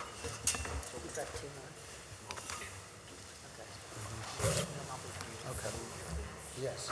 And we'll lose a quorum. Okay. All right. Thank you so much for your patience. Please state your name for the record and begin your testimony. Yes. My name is Curtis Alton McAllister, and I am with the Stenton Park Advisory Council. Also, I'm a member of the Nicetown Logan Against Drugs, and I'm also a member of the Philadelphia Parks and Recreation Advisory Council. I'm here in support of the Safe Haven bill. And first of all, I would like to thank you, Councilman Jones, for all you have done. And matter of fact, each and every council member that's there. And I would like to thank my councilwoman, Cindy Bass, who is truly a lioness, who's been on the battle on the front line with us. I'd like to thank the Commissioner, Miss Kathryn Level. I'd like to thank her, and also all the rest of the members. I'm here to support this bill because in 2012, we also ran a basketball league up in Stenton Park. Unfortunately, my son was on one of the teams, and after the basketball league that we had, on his way home, my son was brutally murdered after the basketball game in front of his 11-year-old daughter. And it's still an impact to us. As a member of, a retired member of the United States Air Force and did 2 tours in Iraq, I understand the velocity of assault weapons. An AK-47 and an AR-15 assault rifle, the velocity of their bullets can travel from 2,800 to 3,800 feet per second. That's per second. Most of the laws that's on the book now, they say you cannot carry a weapon or gun with 1,000 feet. But if you have a velocity bullet that can travel that fast in a matter of seconds, and most of the schools and recreation centers, especially a lot of recreation centers that have after-school programs. One of the fears that we have in Nicetown, because Nicetown not too long ago has been on the national news of the shooting around Erie Avenue, the shooting all up in our community. Councilwoman Bass has been on the front line, so have you, President Clark. You've been there. You understand and see what we're going through, not only in the communities, but also in the recreation centers surrounding each one of the cities. One of my things with this bill is maybe that can be added. It's the yardage, the footage. They say you cannot carry a weapon 1,000 feet around a school. Most municipalities around the country, they done moved that up to 3,000 feet around a school or recreation center or a park. Because if you're having problems with somebody shooting outside the area, bullets are just going all over the place. My plea to this council this morning is that, yes, we need to get with Harrisburg. Their laws is on the book already. Harrisburg has been fighting the city of Philadelphia for a long time, and we know this. But I plead with this safe haven bill, no child should be able to go into the parks or recreation centers and have fear. Tonight and tomorrow, we understand that they call the holiday of Halloween. A lot of recreation centers are having events. Our children should not have fear along with their parents. At our last district council meeting that we had for the Department of Recreation in Stanton Park, there was a group of young men that was still gambling while we had these two district meetings. We as residents, some of the residents of that committee stepped out and confronted them because it was a heated argument. A playground should not be a haven for guys who want to gamble, sell drugs, and these illegal gambling with the basketball games, which they all are doing, betting on the games. These are some of the things that we as community people would love to see to stop. We are in support of the city council and for this bill. We're also in support of the Philadelphia Police and the district attorney. Council President, council members, Council Curtis Jones, I thank each and everyone for giving me these few minutes to testify for this hearing. Thank you so much. Thank you for your testimony. Another guardian of the playgrounds. Thank you. I see a couple of them out there. All right. Ms. Williams. The next witnesses to testify will be testifying on Bill number 180969, Inspector Fran Healy and Rue Landau. Can you please read the title of that bill just to refresh everyone's memory? Bill number 180969, an ordinance amending Chapter 10, 2200 of the Philadelphia Code entitled Hate Crimes, to increase the scope of eligible crimes and to provide for additional penalties for criminal conduct motivated by hatred towards certain characteristics of other persons under certain terms and conditions. Thank you very much, Ms. Williams. Hello. How are you? I'm good. How are you? Outstanding. It's an upsetting day. A lot of the testimony today was very upsetting and disturbing. So It was thank by you for design of holding the hearing. president. He said we're going to have impactful bills all day. So, Yeah. all right? Can we go? Yeah, you can begin. Okay. Thank you, Chairperson Jones, council members Heenan, Reynolds Brown, Squilla, Gim, Green, Dom, Tauenberger, and members of the Committee on Public Safety for giving me the opportunity to testify in support of Bill number 180969, amending Philadelphia's Hate Crimes Ordinance. I am Rue Landau, Executive Director of the Philadelphia Commission on Human Relations, the PCHR. I am joined today by my Deputy Director, Randy Duque, who oversees our Community Relations Division. The PCHR administers and enforces the anti-discrimination laws, promotes equal rights and opportunities, and advances community relations across the city's diverse populations. I'm here today to offer my strong support for amending Philadelphia's Hate Crimes Ordinance that will expand the scope of crimes eligible to be addressed as hate crimes, increase penalties, and include more categories of victims. As you know, in October 2014, this body first passed a specific hate crimes ordinance so that Philadelphia could protect the categories of people not covered under the state hate crimes law, namely sexual orientation, gender identity, gender, and disability. The bill under review today will incorporate the 4 categories covered by state law: race, color, religion, and national origin, as well as age and ethnicity. I think after the testimony we just heard about the gun violence, that this, more than ever, that this ordinance is necessary. And over the years, Philadelphia has been a national leader in confronting bias and hate in all its forms. At the PCHR, we do this work through our Community Relations Division, where we provide a variety of conflict resolution and mediation services to resolve neighborhood disputes and engage people of different backgrounds to promote intergroup harmony. Responding to hate crimes and bias incidents is integral to our work. Since the 2016 presidential election, we have seen a significant rise in these incidents in Philadelphia, ranging from racist or anti-Semitic notes and graffiti to trans and homophobic or Islamophobic acts of hate.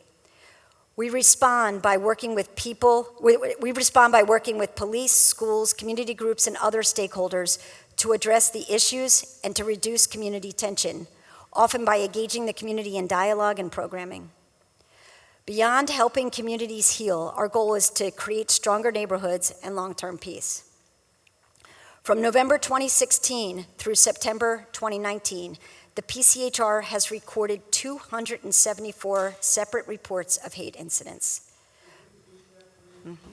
From November 2016 through September 2019, the PCHR has recorded 274 separate reports of hate incidents, hate crimes or bias incidents.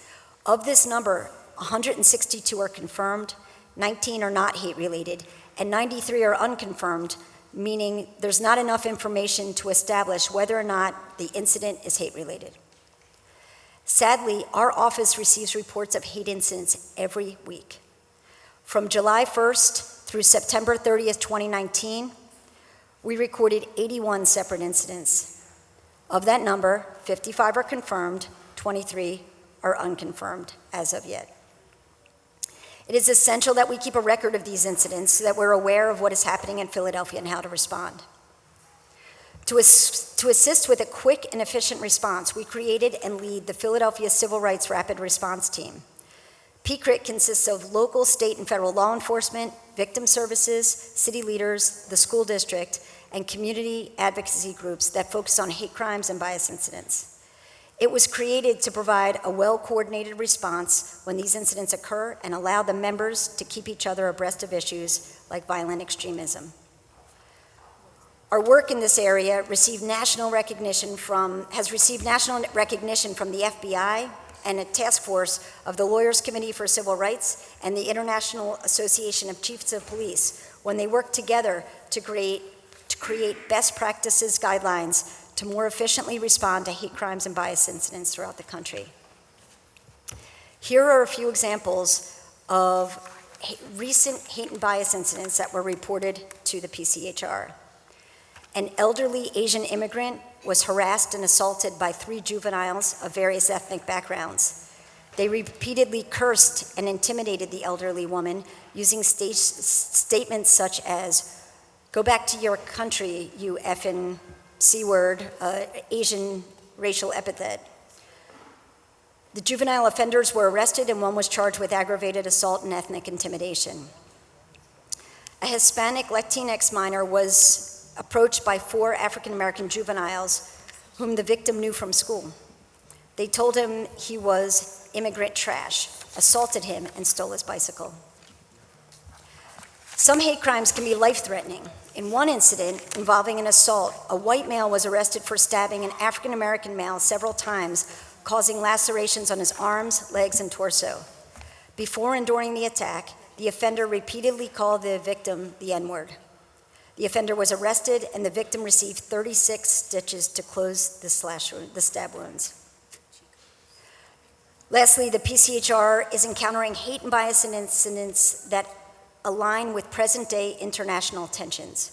In this incident, based upon religion and involving terroristic threats, a Palestinian minor made an anti-Semitic and terroristic threat to another minor of Israeli descent, both in person and through social media. All these examples demonstrate the need for a change in the city's ordinance to include additional types of criminal behavior and broaden the additional categories of the victims. We know that there is no absence of hate here in Philadelphia and certainly around the country, and oftentimes the perpetrators are taking issues out of context. For example, our office helped to heal a situation with a mosque in Northeast Philadelphia, and there are Islamophobes around the country who have now turned it around to start targeting the PCHR. We in our agency and also in City Council have received over 5,000 emails based on these Islamophobic individuals, mostly from Florida, and they are also now starting to come in the mail to us. This is just what I got in the last 2 weeks directly to me. Again, there's no absence of what is going on right now, and the victims of the crimes and the individual victims feel the pain. Communities feel the pain, and it is a perfect time to update our statute to make sure that we're covering as many categories as possible. We need Philadelphia to continue to take the lead and to continue to take the stance and make the position that we will not tolerate hate here. And clearly, the more good work we do, the more the hateful people come after us. But we are strong, and I believe at the end that we will persevere. Thank you. Please begin your testimony. Again, good morning, Chairperson Jones and other members of the Committee on Public Safety. Again, my name is Fran Healy. I'm Special Advisor to Commissioner Coulter, and thank you for giving the Department the opportunity to comment on Bill number 80969, sponsored by Councilman Heenan, which seeks to amend City Code Section 10-2200 regarding hate crimes. Prior to providing any comments regarding the bill, I think it's important to restate what is already on the books at the state level in the existing city code regarding hate crimes. As you know, the Pennsylvania State Legislature has addressed the issue of hate crimes in Pennsylvania Crimes Code Section 2710, entitled Ethnic Intimidation. This code section, the Pennsylvania Legislature has defined the crime of ethnic intimidation as follows. A person commits the offense of ethnic intimidation with malice intentions towards the race, color, religion, or national origin of another individual or group of individuals. He commits an offense under any of the provisions of this article or Chapter 20 or Chapter 33, Section 3307, and Section 3503 of the Pennsylvania Crimes Code with respect to such individuals or his or her property. I'll get to this why this is important in a second. The city enacted a similar worded ordinance that expanded the predicate crimes for hate crimes, but it provided a very distinct definition, which is key.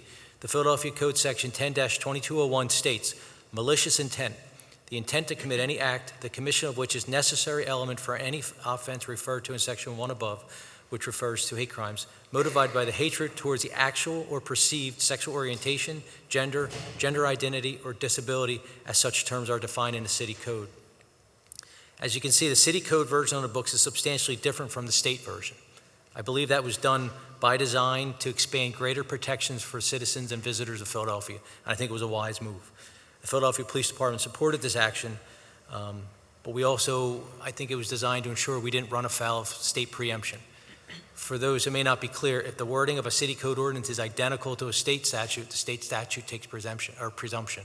So therefore, if you can distinguish it from the state, we can stand on its own. So the wording is key, and that's why I was asked to review this. So now moving to Bill number 180969, let me state without any reservation the PPD supports the intent of expanding the protected classes of people to which this bill would apply. Including age as a protected class is a great idea. However, this bill also adds ethnicity, color, race, religion, or national origin as protected classes. While the PPD clearly agrees with these protected classes, our concern is by adding these protected classes in the city ordinance will become substantially similar to the Pennsylvania state law, which then could arguably be preempted. So we just want to make sure we don't inadvertently get an unintended consequences here. We have a greater expanded coverage right now, and I don't think if we add that extra wording in our city ordinance, we could actually end up losing it by accident. So hatred based upon age is not addressed in the state statute and is clearly right for City Council to add into Section 10-2200, but we strongly caution against the adding of the words I just mentioned, ethnicity, color, race, religion, and national origin, since they're already identified in the state statute.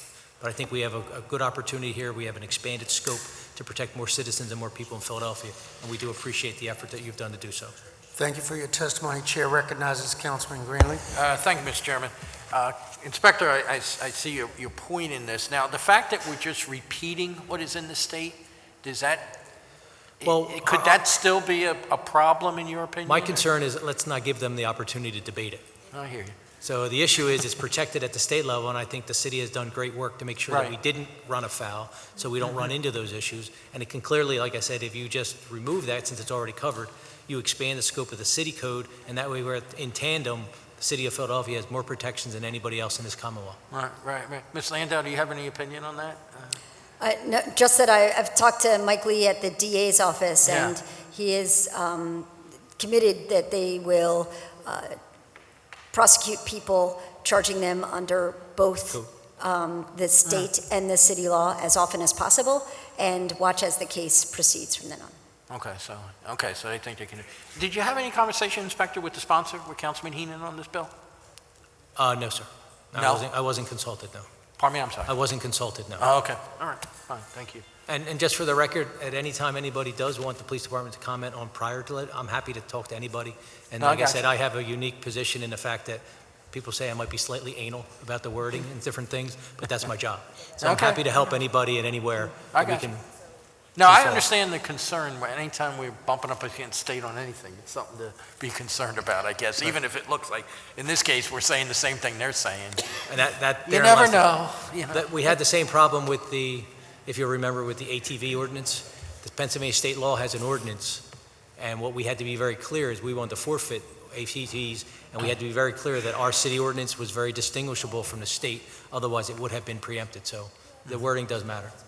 Mr. Chairman, if I could just make a suggestion, when we get to the meeting, that maybe still move this bill, but maybe it still needs a little bit more conversation, just to be on the safe side, because the inspector certainly raises a point that we don't want in any way cause a problem. So we can move it out of committee and amend it on the floor? Right, that's possible. All right. And we're here to support it anywhere you need us. Thank you. Thank you so very much for your testimony. Is there any other questions for this panel? Seeing none. Ms. Williams, are there any others to testify? Not on the bills. Okay. Thank you, sir.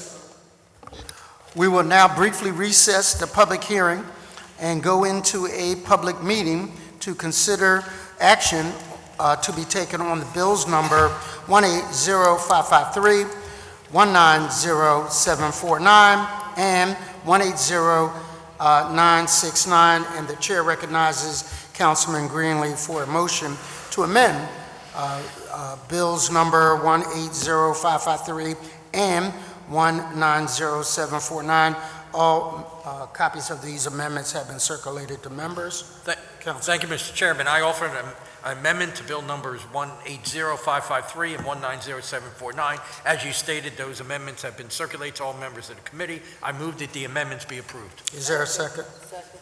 It has been moved and properly seconded. So we will call for the votes on amendments to bills numbers 180553 and 190749.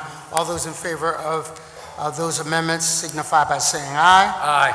All those opposed? The ayes have it. And bills number 180553 and 190749 have been approved. The chair again recognizes Councilman Greenlee for motions on bills number 180986 and bills number 180553 and bills number 190749 as amended. Thank you, Mr. Chairman. I move that bill number 180969 and bill numbers 180553 as amended and 190749 as amended be reported from this committee with favorable recommendation, and I move further the rules of council be suspended to allow for first reading of these bills at the next session of council. Is there a second? I heard second.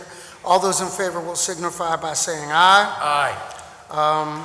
The ayes have it, and bill numbers 180969 and bills number 180553 and 190749 as amended have been approved from this committee with a favorable recommendation, and further move that the rules of council be suspended, thus to allow hearing at our next session of council. All right? Oh, no, we are. This concludes our public meeting, and we will now go back into our public hearing to hear testimony on resolution number 190260. Ms. Williams, can you read the title of the resolution? Resolution authorizing Council's Committee on Public Safety to hold hearings to examine the coordinated plan of the Philadelphia Police Department, Philadelphia District Attorney, First Judicial District of Pennsylvania, Philadelphia Sheriff's Office, and Philadelphia Office of Domestic Violence Strategies to implement recently enacted legislative changes to remove firearms from abusers in domestic violence cases. Chair recognizes Councilperson Greenlee. Thank you, Mr. Chairman, and thank you for having a hearing on this issue. As you know, this council has dealt with the issue of trying to combat domestic violence for many years. And I should know for the record that we criticize the state on not doing or sometimes doing things wrongly. They did pass Act 79, which is a good legislation, which will help victims of domestic violence dealing with the threats of gun violence and gun injuries. So what the purpose of this hearing is to hear from the folks who have been working on the ground on this issue, seeing how enforcement of that law and dealing with that law has progressed, and see if there's any other things that need to be done or any questions we might have. So again, thank you, Mr. Chairman. Well, no, thank you, because for as long as I've been here, you have been that champion, irregardless of gender. You are a champion of fairness and equality, and have fought, not only you put our budget money where your mouth is by increasing domestic violence resources, anti-violence resources, beds for domestic violence victims, and I've seen that you have been a consistent advocate for that, and for which I'm truly grateful to have served with you. With that, Ms. Williams, who do we have to testify?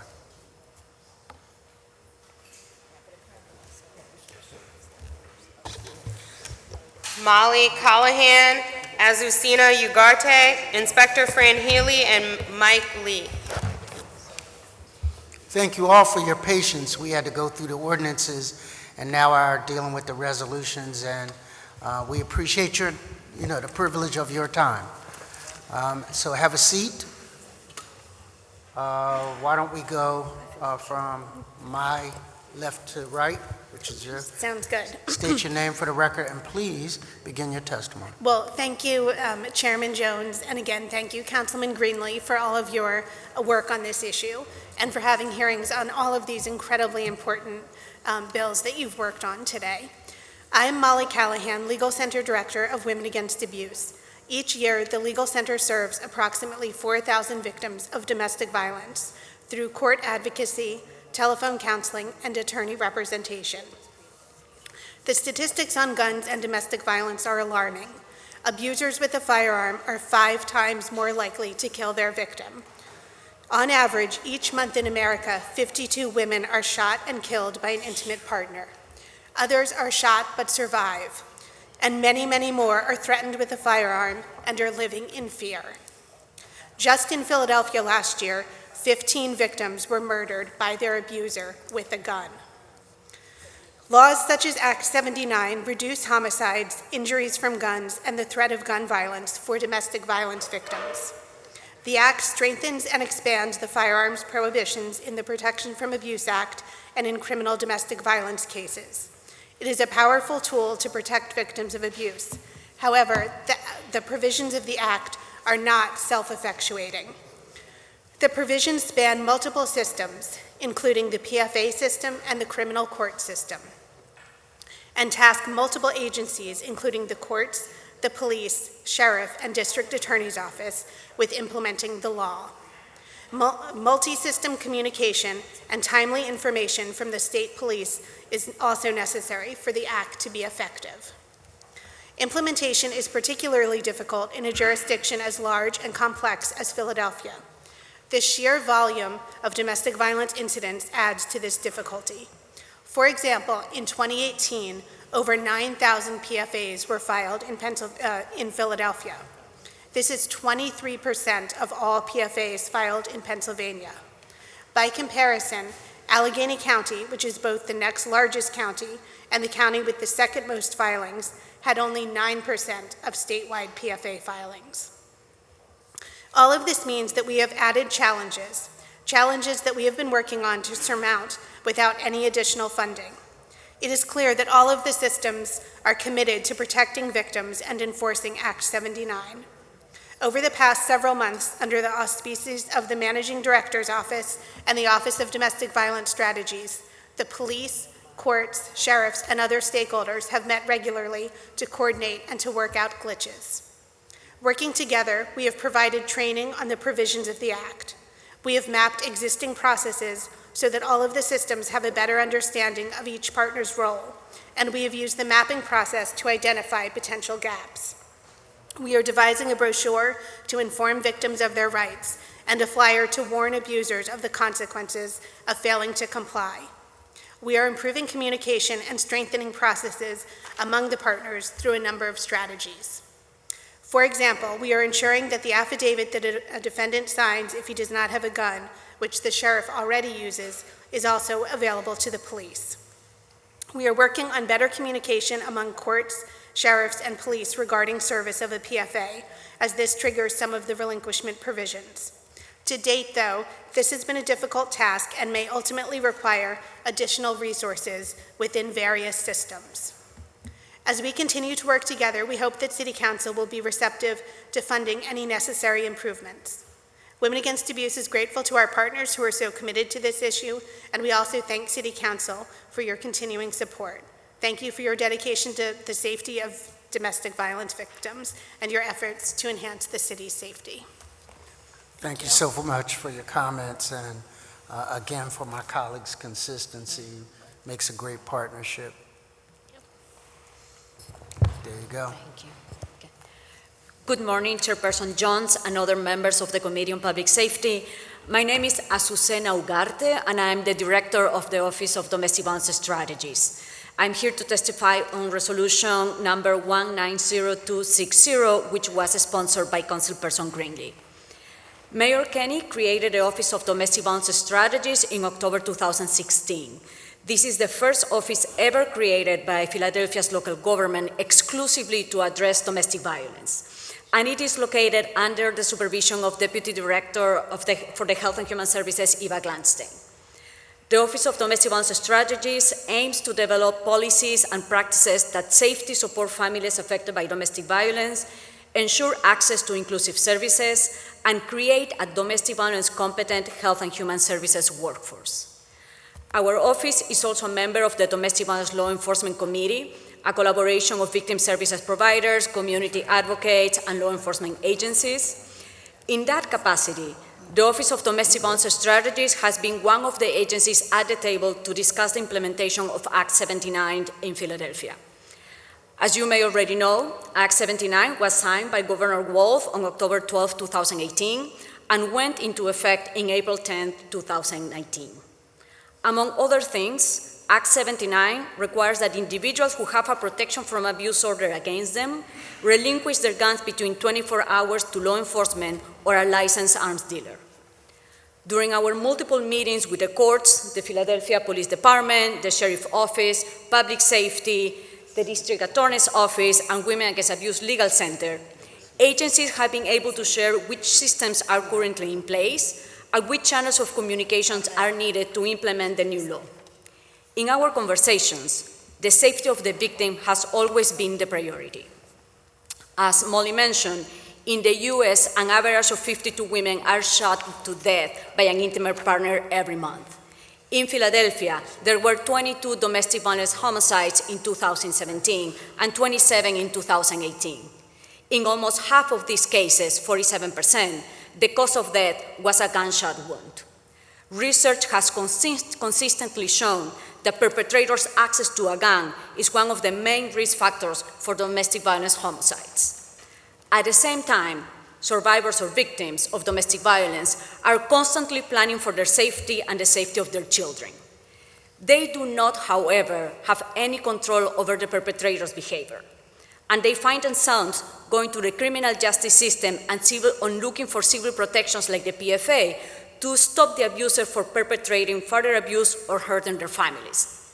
And as Molly already mentioned, in Philadelphia, as an example, over 9,000 PFAs are filed every year. The implementation of Act 79 allows the courts and law enforcement to take guns away from someone who we already know has been abusing their partner. By taking those guns away, survivors are safer, their children are safer, and ultimately our communities are safer. Thank you. Thank you for your testimony. Once again. Yes, sir. Busy day. Good morning again, Chairperson Jones, other members of the Committee on Public Safety. Again, my name is Fran Healy. I'm Special Advisor to Commissioner Coulter, and on behalf of the Commissioner, I'd like to thank you for giving the Police Department the opportunity to identify the procedures that have been established because of Act 79, which became effective on April 10, 2019. As you know, Act 79 made certain changes to both the Pennsylvania Crimes Code as well as the Domestic Code as they relate to the relinquishment of firearms. Therefore, we're for explaining the steps the Police Department has taken along with our partners to comply with Act 79, please allow me to provide briefly what the Act encompasses. Key changes from the Domestic Code: all final protection from abuse orders adjudicated in a court by a judge now require weapon relinquishment. Friends and family members are no longer qualified or as eligible safekeepers for firearms, which was previously the case. In place of friends and family, defendants may relinquish to an appropriate law enforcement agency, commercial armory, or to a licensed attorney, and the attorney cannot be a family member.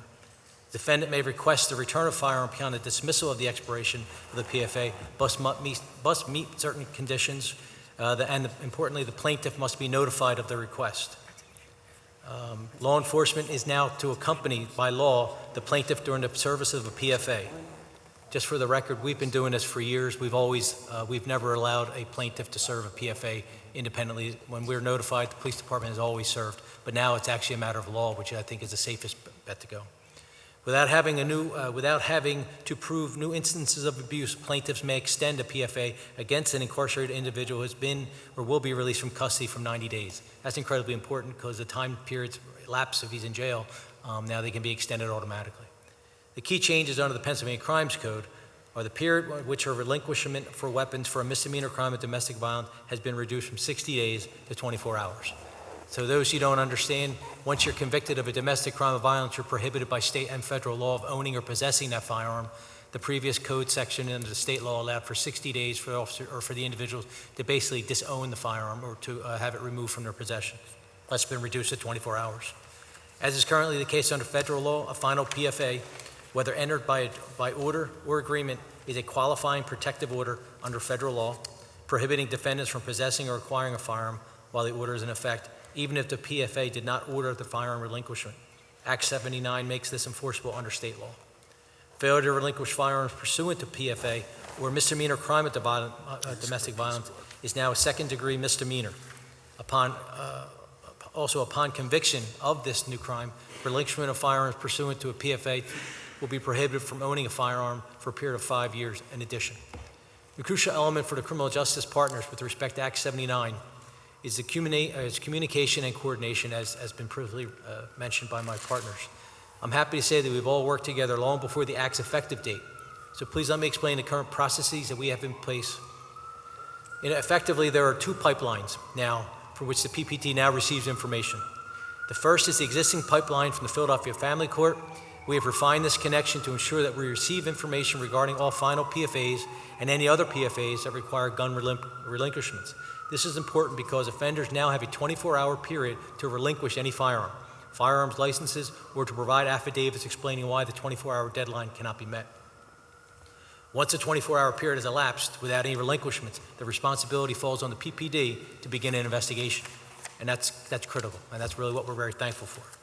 There are quite a few moving parts in this process, so to ensure that no balls are dropped, the Philadelphia Police Commissioner has identified the Gun Permits and Tracking Unit as the central repository for this information. This unit will not only track information, but will also conduct a preliminary investigation to determine to the extent possible whether the defendant has any firearms, regardless of what may be on or may not be on the actual order. This is important because some of these orders, the individual may or may not have a firearm. The individual getting the PFA may not know what firearms they have. So what we do preliminarily, to the best amount possible, the Gun Permits and Tracking Unit will do a run to see what purchases they have. So in the event they have any guns that they didn't declare or that the plaintiff did not know about, we will. So they're still required to relinquish those guns. Next, if a relinquishment is required and the defendant has failed to do so, it now becomes a potential criminal investigation, and in these cases, the Gun Permits and Tracking Unit will coordinate with the appropriate detective division for a possible criminal investigation for failing to relinquish the guns and report back to the court, which they are required to do so. In addition, the gun permits and tracking unit will also notify the Philadelphia Sheriff's Office. We've had a great relationship with the Sheriff's Office, which serves as a repository for all relinquished. They're the unit that actually collects all the firearms. So even if the 24 hours has elapsed, we notify the courts, we notify the detective division, begin an investigation. We also notify the Sheriff's Department, who has the resources. Even though we can't search a residence, we can't kick down doors, they go out and actually knock on people's doors and say, you were supposed to relinquish a gun, where is it? So they've been very successful in having people relinquish on the doorstep, quite honestly. So the second pipeline that was effectively created by Act 79 deals with the domestic-related convictions, and this is an important one. A domestic-related conviction for a misdemeanor offense is a permanent firearm prohibition or disability against the defendant. They can no longer possess or own a firearm under federal and/or state law. These defendants must relinquish or otherwise transfer the firearms out of their custody within 24 hours. It used to be 60 days. So that's an incredible change. In Philadelphia, all the domestic-related criminal cases are heard in one of three possible courtrooms. The police, the district attorney's office, and the courts are in the process of implementing a system to ensure the police department is made aware of the domestic-related convictions, aka the second pipeline. Once finalized in these cases where a defendant is convicted of a domestic-related misdemeanor or felony, the assigned assistant district attorney, will be submitting a pre-formatted order to the judge for signature, and it will be presented to the defendant while in court. The ADA will then scan it to the Philadelphia Police Department at the Gun Permits and Tracking Unit, who will then handle these cases as they do the other PFAs. The 24-hour clock starts to tick. The Gun Permits and Tracking will then conduct the preliminary investigation as indicated, and then if the defendant fails to produce any firearms within the 24 hours, we're notifying the detective division to conduct the investigation as well as the Sheriff's Department again. So as you can see, the criminal justice partners in Philadelphia have taken great steps to communicate and coordinate for the safety of our domestic violence victims. Act 79 has provided additional safeguards for these victims, and we've made every effort to ensure that we utilize every provision of this law to the maximum extent possible. Domestic violence victims deserve nothing less. This concludes my testimony. I'm happy to answer any questions.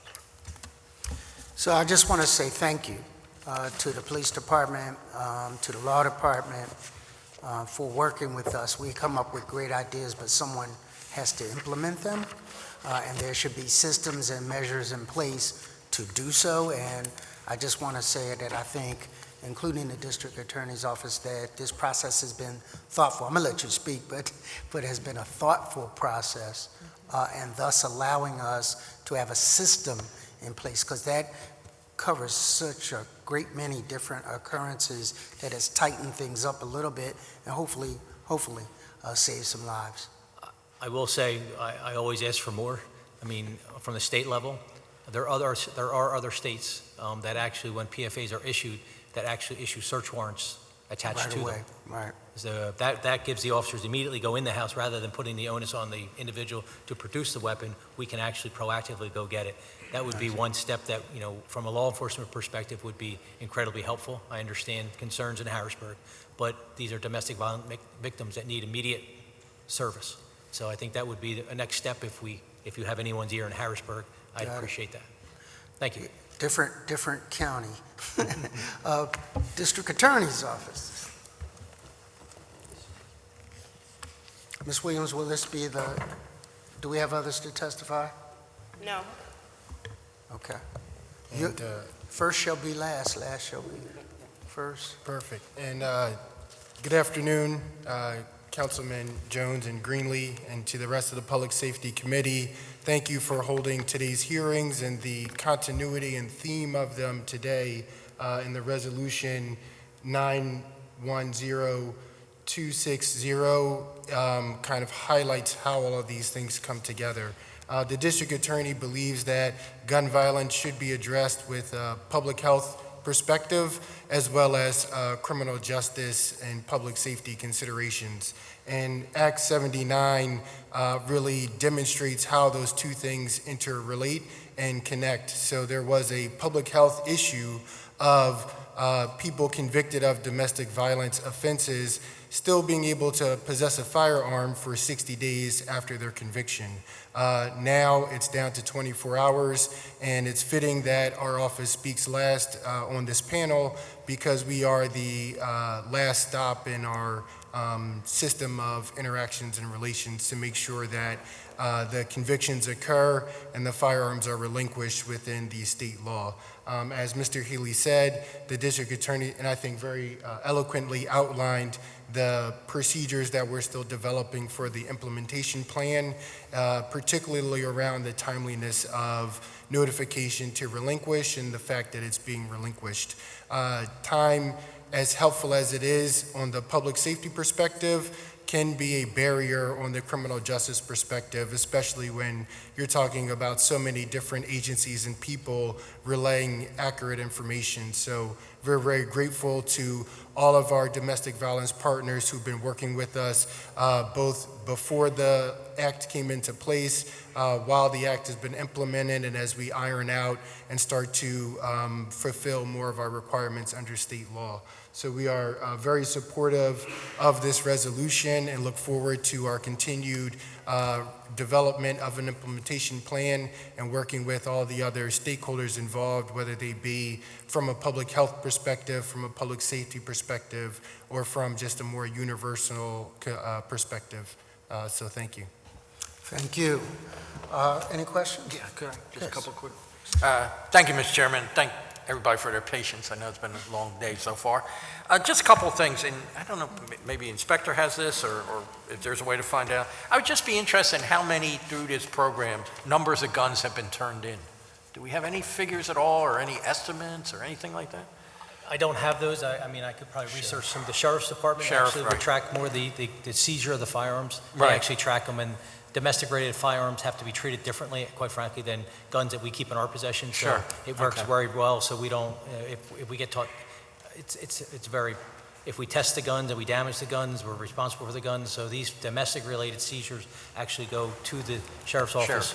And there's a process, importantly, in the Act 79, there's also a process for getting rid of the guns. So if people don't respond back within a certain period of time, the guns can be destroyed, so they don't have to sit in inventory for forever, which costs a lot of money to maintain. Gotcha, gotcha. And it does look like everybody's cooperating very well in this process. Now, I know we invited the courts and the sheriff. They were not able to send anybody. So let me just ask, particularly on the courts, is there anything, how has that interaction been? Has the courts, have you found Molly, maybe you're best to answer this. Courts been pretty cooperative and following through and whatever? Yes. So the court has come to a number. State your name. Oh, sorry. Molly Callahan again. So the court has come to a number of meetings with us and has been working with us, both the family court, where of course PFAs are heard, as well as the criminal court system, which will have responsibility for the other pipeline. We've had a number of meetings with them relating to this and discussing how we can, again, better coordinate, better communicate. So they have been at the table, helpful, coming up with solutions. So they've been a good partner, yes, in other they've words. been a good partner, yes.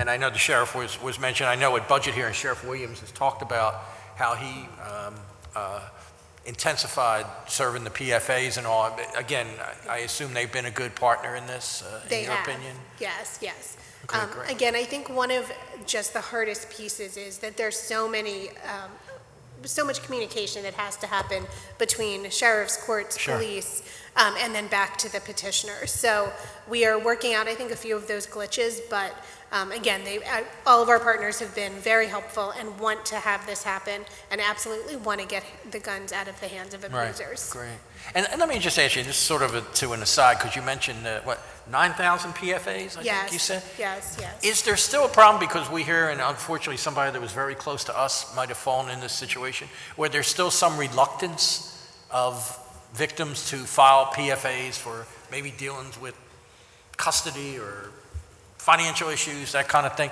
Are you still finding that? Is it as an issue, or? So a PFA, I would say, is one tool that a victim can use to try to become safer.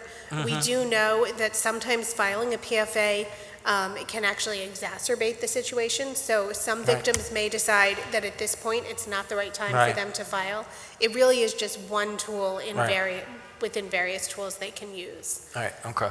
But I know well, I won't get into all the specifics, but we know somebody really close that may have been an issue by not following that, unfortunately, Right. tragedy happened, so. Right, and we do also know, at the same time that we know it's only one tool, it is Sure. a tool that works, and Right. that police are enforcing and is a way to get guns out of the hands of abusers. And just, if I could comment just from a Sure. police officer's perspective who have served lots of these orders, and please correct me if I'm wrong, there's a cycle.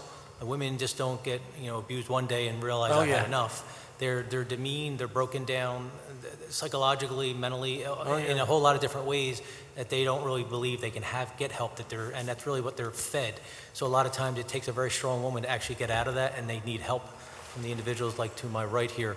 But it's a Right. long process. It's not something that happens overnight. So I think that's some of the reason why a lot of the victims don't immediately look into the PFA. Because I've said it multiple times. I've gone to houses over and over again. I need to help you. You need to help yourself. Right. And as a police officer, quite frankly, in the weeds, I never understood why they just didn't do it.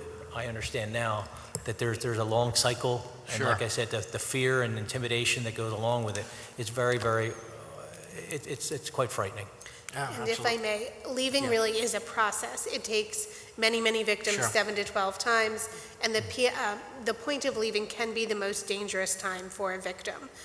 One of the things that I think is really important for everyone to know is 3 months to a year after that separation is the most dangerous time for a victim.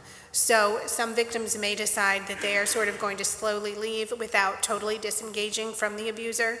And it just, again, is a process, and every victim is different. Did you want to? I also would like to add that leaving an abusive relationship doesn't end the abuse. So that abusive partner is going to keep trying to go after the survivor of the victim different ways, especially if there are children together. So it requires a lot of different tools, different strategies, and have a very clear safety plan, where I'm going to go and how I'm going to deal with the person after I leave. So, just one more thing about abusive partners. They also sometimes could behave like really nice people and promise a lot, and I'm never going to do it again. Absolutely. And that's one of the reasons why survivors they take steps, and then maybe it's too dangerous, I would go back, or maybe the person changed. I should give them the opportunity. It's the parent of my children. They go back, and then back and forth, back and forth. Yeah. No, we've heard lots of instances, but I guess if you're looking for positives here, Mr. Chairman, I know Councilman Green's been involved in this issue. I think there's a lot more awareness and understanding of the issue. There's still way too many tragedies, and we're nowhere close to solving the problem, if you will.